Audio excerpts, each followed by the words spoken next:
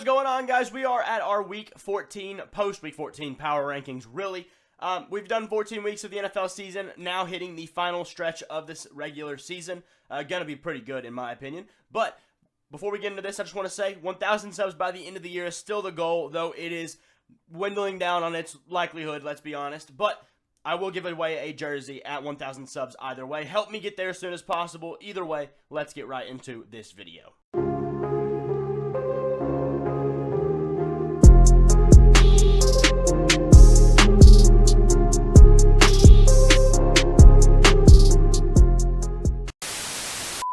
Alright guys, here's our tier list. As usual, we'll get right into this, starting with the Carolina Panthers. They're pretty much going to be the very worst team for the rest of the season, without a doubt. They're 1-12. I don't need to say anything else. And not to mention, well, they don't have their first-round pick this year either. They gave it to the Bears. Next, we have the New England Patriots. They don't know who their quarterback is. They've played both Mac Jones and Bailey Zappi back and forth for weeks. Zappi had a really good week this week versus the Steelers when I was at the game, sadly. But either way, ultimately, they're 3-10. It ain't going to be much better. Cardinals are next. They're 3-10, but they have Kyler Murray. I'll give them the step up over the Patriots in that vein because, Jonathan Gannon has made them at least competitive all year. They beat Dallas, and people are going to forget about that loss for Dallas, but they beat Dallas, and yeah, that's good. That's a good game right there. Either way, the Giants are next. Tommy DeVito can only do so much. He's played very well. Tommy Cutlets, as they were calling him last night, but he lives with his parents, and that's not a big problem because whatever. I mean, hey, he lives. He's saving some money, but either way, yeah, they're just not a good team right now, and they're not really gonna be a good team. Period. End of story. The Bears have been playing well lately, and I will give that to them. They have been pretty decent. Justin Fields is doing exactly what I expected. All they're doing is making him look as good as possible, so they can trade him and get Caleb Williams and then more value in the back end. Trade him for, more value in picks, players, whatever they need. But make him throw checkdowns. Make him run a lot more. That way you see him on display in his strong suits, that the very few of them that there are, which is not throwing the ball very far and running the ball. That's about the only thing he can do well. And then that actually turns into winning games because their defense is playing pretty well, all things considered. And, they're just not awful. And their division's not super strong. I mean, the Lions are a fine team, but as the number one team in the division, that's not that competitive, to be honest. They have a good record, but they're not as good as their record. Either way, the Chargers going to be at 27 with the loss of Justin Herbert, especially. Very tough for them. Had surgery this morning, and now he's out for the year. That instantly puts them in this bottom tier of teams. Not to mention they are 5-8, but that's a big loss there. The Commanders go at 26.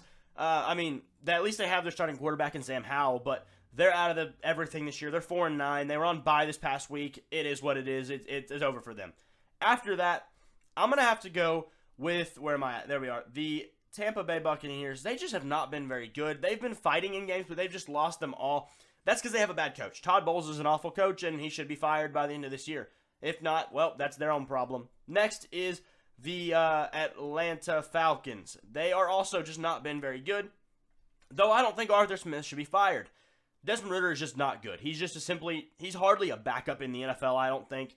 I don't even know how good he played this week, honestly. I've just completely stopped watching them because they don't even use Bijan correctly half the time, so it's just not even fun. So, yeah, they're just not up there for me. I don't think they're going to be able to do anything, especially until they get a, somewhat decent of a quarterback. After that, we'll go with the New York Jets. They are, 5-8 now?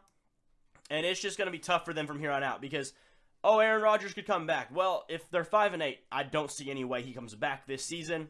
They're just at the bottom of this tier now. And Zach Wilson looked really good last week, but we've also seen a lot of Zach Wilson looking really bad. Hope the best for Zach Wilson. I do kind of like him as a player. Just think he could be fine, but we've got to see more from him one way or another. And yeah, I just don't see a reason why they have any chance of anything right now. After the Jets, we go to the Tennessee Titans. They had a big win this past week over the Miami Dolphins, and yes, they're 5-8, but here's the thing. They play in a very crappy division. 2 more wins and 2 more losses from the Jaguars or, Texans. They could somehow be in the AFC playoffs. So, yeah, it's just a very messy situation down there in the AFC South, and Will Levis looked like a dude last night. So, I'll give it to him there as well. After that, the Raiders. They're also maybe should be under the Titans, but I'm going to give it to them for now because Antonio Pierce has looked like a, decent coach. McDaniels was awful. He's been pretty good. For what you can be. They did lose Josh Jacobs last night in a semi-scary injury. I don't know how good that's going to be for them, but we'll see from that. And, Aiden O'Connell's not going to take you far. So, you know what? Last-second decision. I'm switching them around. Either way, Raiders, Titans, they're there. After those two, the Colts are next. Gardner Minshew's been very good. And, that's one thing that's pretty impressive, in my opinion, is the fact that you could have a top 10 offense with a guy like Gardner Minshew. So, it is possible, Pittsburgh Steelers, it is. Let's just, keep it going, move the right way. But you have to have the right things in place. Shane Steichen is clearly a very good offensive mind, and he's keeping this team afloat right now. Jonathan Taylor's out. That's going to hurt, but he should be back for the playoffs if they're able to make it. And after the Colts, we'll go down to the LA Rams. They are 6-7 right now. Not good. But they've been fighting through a lot of good teams and playing, in close games all the time. They had a very close game with the Ravens this past week. Yeah, the Rams had a good week for themselves, honestly. They may not have won, but either way, it's not that bad in the grand scheme of things. Moving on from them, the Cincinnati Bengals. Jake Browning had a heck of a week himself. That's great for them, but at the same time, it's Jake Browning, and this team's not really going to be able to do much, I don't think. It just is what it is. It's one of those things that you're just not going to get around it, and they're going to be floating around the bottom of the playoffs, but not make it in my opinion. Packers are next. Jordan Love has done a lot of good things in the last few weeks. He's played well for the most part, but they lost to the Giants last night, and that's not really acceptable at this point. You've got to have better wins than that, better way to control. You can't lose to Tommy DeVito. You just can't lose to Tommy DeVito, and they did. So, big problem there. They've got things figured out. Yes, the health was not great, but you got to fight through it. Nobody's healthy right now. Doesn't make an excuse.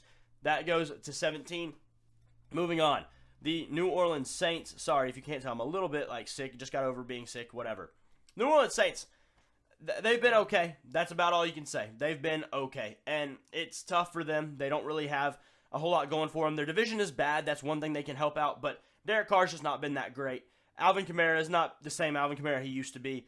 And the defense has played well overall, but it's just not working on the offensive side, so it doesn't help much in general. They land at 16. After the Saints, we go to the Seattle Seahawks, wherever they may be. They're not a very great team in general. Geno Smith is not him, like I told you he wouldn't be.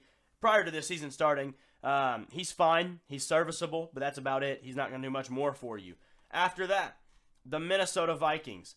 They found their way to stay in the playoff race. Kevin O'Connell is proving himself as a pretty solid coach, in my opinion. Josh Dobbs has not played well in the last few weeks, yet they've won games one way or another. They won 3-0. A win is a win. That's all that matters. They're winning games. And they're still a positive record, so I'll give them that much. Next, the Pittsburgh Steelers, and a massive upset 2 weeks in a row. Cardinals, Patriots. But here's the thing. People are calling for Tomlin's head for some reason, and that's because they don't know football at all, period. Tomlin would be picked up within 30 seconds if he was cut from the Pittsburgh Steelers. He's the best coach in the NFL. There's no debating that at this point. Duck Hodges, 9-8 season. That's all I got to say. But either way, in all seriousness, it's just you're complaining about a 7-6 team who had 2 bad losses, yet a lot of good wins this year. But if we were to fire Tomlin, who would we bring in that would be able to compete with 7-6, period, end of story? Especially with the bad quarterback play all year. Kenny's not been great. I'm not a Kenny guy at all, really. But at the same time, he's a lot better than Mitch Trubisky. Kenny's at least serviceable. He's a little bit clutch. He has proven that much. So, yeah, can't really give him much more credit than that. With Mitch Trubisky, I don't expect much, but yeah. Kenny Pickett would have at least tried to keep us in those games. Moving on. The Houston Texans. Massive, massive depth loss to them this week. Not only did they lose Tank Dell last week, they lose Nico Collins this week, and C.J. Stroud now has a concussion that doesn't look very good. I kind of called that one as well. C.J. Stroud would fall off at the end of the year because without him being hurt, he did not look good in this game this past week anyways, just at all. He just didn't look like a very good quarterback, and it just is what it is sometimes with these guys. They once the film gets out there, they don't look as good. They're able to be schemed up, against defensively a little bit better. It happens. That's why I'd say don't put the expectations on the guys like C.J. Stroud who've overperformed sky high because you're going to be disappointed. Moving on from them, the Cleveland Browns have somehow managed to stay 8-5. Joe Flacco played well, but hardly going to give him credit for that. Yeah, you're going to get one or two of those every now and then with a guy like him who, has that veteran savvy. But At the same time, their defense is really what's carried them. They have a very good defense, and it's kind of, to a point, unfair that they have this very high talented defense that's not going to get a chance to really get anywhere in the playoffs this season. After the Browns, a team that has made a complete resurgence, the Denver Broncos. The defense just looks so much better. Everything's just awesome at this point. The offense is playing well. They beat the Chargers this week pretty well, honestly. I mean, yeah, they didn't have Justin Herbert. I don't care. Russell Wilson is playing his way, as a top 10 quarterback this season. Let me stress that. But yeah, I mean, they're a good team. They just had to get on the right page, and it looks like they're very much there now. They're only one game back from winning this division. Let me just make sure that's clear. One game from winning this division. That's pretty wild if you were to tell yourself that just 6, 7, 8 weeks ago. After the Broncos, the Jaguars. So we've hit a little bit of a odd spell here. They didn't have the best couple weeks here. Trevor Lawrence got hurt. He came back and played and won them a game, which is awesome. But that injury it's a high ankle sprain. That's pretty concerning to a point. Could lead to farther worse injuries if he does, not get actually healthy, or if he isn't healthy right now. So, hope the best for him. I like Trevor a lot. Moving on. The Lions are going to fall down all the way to number 8 just because they lost to the Bears. Yes, it's a divisional game. Anything happens in a divisional game. But, not the best one to have on your resume. It is what it is. They're a fine team, but I don't think they're actually a real Super Bowl contender this season. Moving on. The Kansas City Chiefs are going to go next. A loss to the Bills, and to be honest with you, they got outplayed thoroughly.